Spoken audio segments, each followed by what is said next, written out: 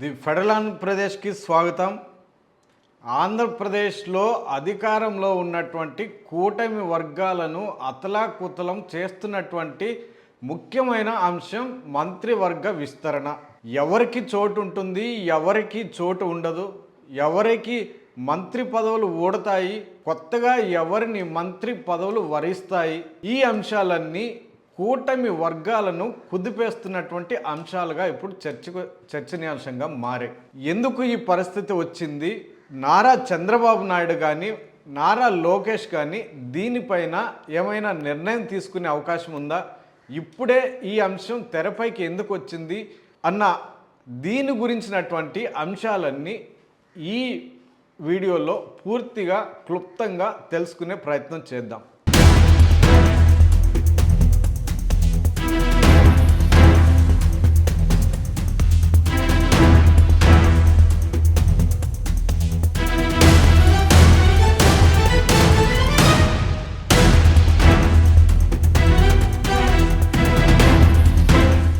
ఆంధ్రప్రదేశ్లో కూటమి ప్రభుత్వం ఏర్పడి జూన్ 12 నాటికి 2 ఏళ్ల కాలం పూర్తవుతుంది. ఆ సందర్భంగా మంత్రివర్గ విస్తరణ జరిగే అవకాశం ఉంది అన్న చర్చ కూటమి వర్గాల్లో బాగా జోరుగా ప్రచారం సాగుతోంది.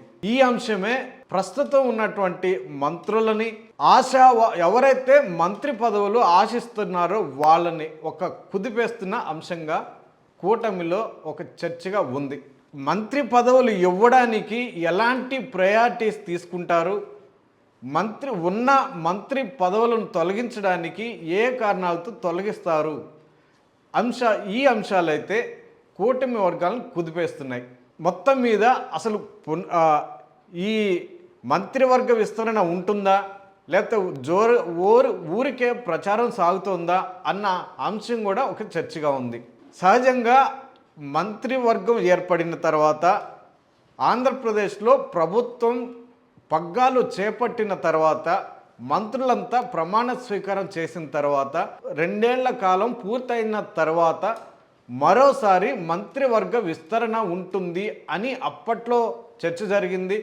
దానికి సంబంధించినటువంటి లీకులు కూడా ఇచ్చారు అన్న చర్చ కూడా ఉంది. అంటే రాబోయే ఎన్నికలకు, అంటే 2029 ఎన్నికలకు సంసిద్ధం కావడం, దానికి సంబంధించినటువంటి ముందస్తు జాగ్రత్తలు తీసుకునే క్రమంలో మంత్రులను కూడా అందుకు తగ్గట్టుగా సమాయత్తం చేయడం, ప్రతిపక్షాన్ని వైసీపీని జగన్మోహన్ రెడ్డిని ప్రధానంగా టార్గెట్ చేసే అంశంలో ఎవరైతే ముందుగా స్పాంటేనియస్గా స్పందిస్తారో, వాక్చాతుర్యం కలిగి ఉంటారో, సబ్జెక్ట్తో పాటు ప్రజలను ఆకట్టుకునే విధంగా మాట్లాడుతారో, ఈ అంశాలన్నీ ఒక క్రైటీరియాగా నారా చంద్రబాబు నాయుడు పరిగణలోకి తీసుకునే అవకాశం ఉంది అన్న చర్చ కూడా ఉంది.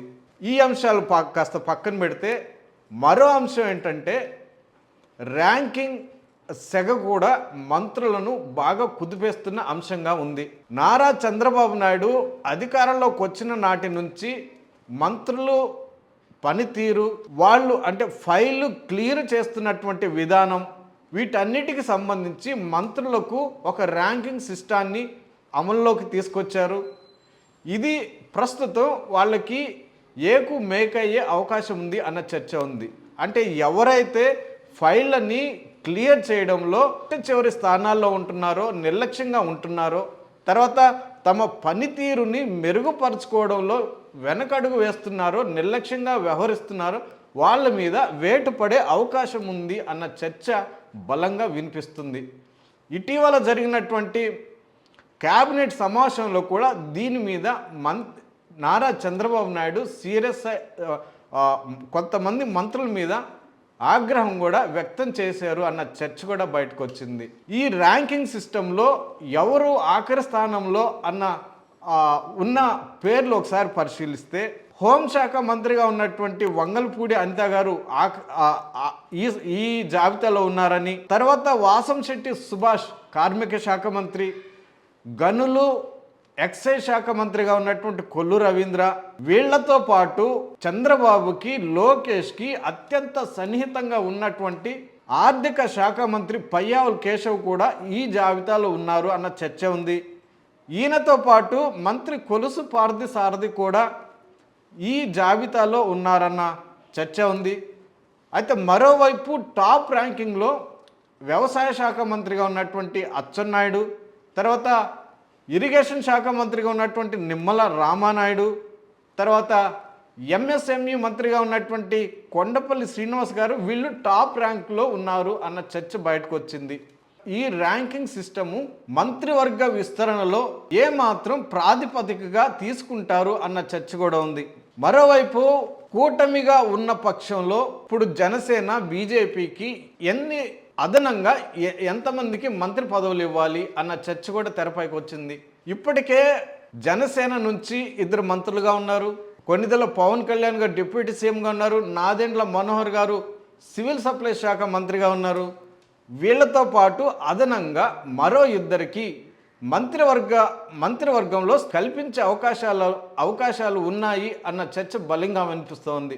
వీళ్ళలో ప్రధానంగా ఎమ్మెల్సీగా ఉన్నటువంటి పవన్ కళ్యాణ్ సోదరుడు నాగబాబుకి ఎప్పటి నుంచో మంత్రివర్గంలో స్థానం కల్పించాలి అన్న డిమాండ్ ఉంది. ఈ నేపథ్యంలో ఈయనకి ఖచ్చితంగా ఈసారి మంత్రివర్గంలో స్థానం కల్పిస్తారు అన్న చర్చ ఉంది. ఈయనతో పాటు మరో సీనియర్ నాయకుడైనటువంటి కొనతాల రామకృష్ణకు కూడా జనసేన కోటాలో అవకాశం కల్పించే ఛాన్సెస్ ఉన్నాయి అన్న చర్చ ఉంది. అలాగే బీజేపీలో ప్రస్తుతం ఏకైక మంత్రిగా వైద్య ఆరోగ్య శాఖ మంత్రిగా సత్యకుమార్ యాదవ్ ఉన్నారు. అయితే ఈయనకి అదనంగా మరో 1కో 2కో అదనంగా మంత్రి స్థానాలు ఇవ్వాలన్న చర్చ ఉంది. ఒకవేళ వీళ్ళకి ఎవరికి ఇవ్వాలి అన్న టాక్ వచ్చినప్పుడు సుజనా చౌదరి కానీ, గతంలో మంత్రిగా పనిచేసినటువంటి కామినేని శ్రీనివాస్ కానీ ఈ బెర్త్ దక్కే అవకాశం ఉంది అన్న చర్చ బలంగా వినిపిస్తుంది. మరోవైపు ఈ కూటమిలో సీనియర్లుగా ఉన్నటువంటి, అంటే తెలుగుదేశం పార్టీలో చాలా కాలంగా చంద్రబాబుని అంటపెట్టుకుని ఆయనతో కొనసాగుతున్నటువంటి సీనియర్ నాయకులు కూడా మంత్రి పదవులు దక్కే అవకాశం ఉంది అన్న చర్చ కూడా వినిపిస్తుంది.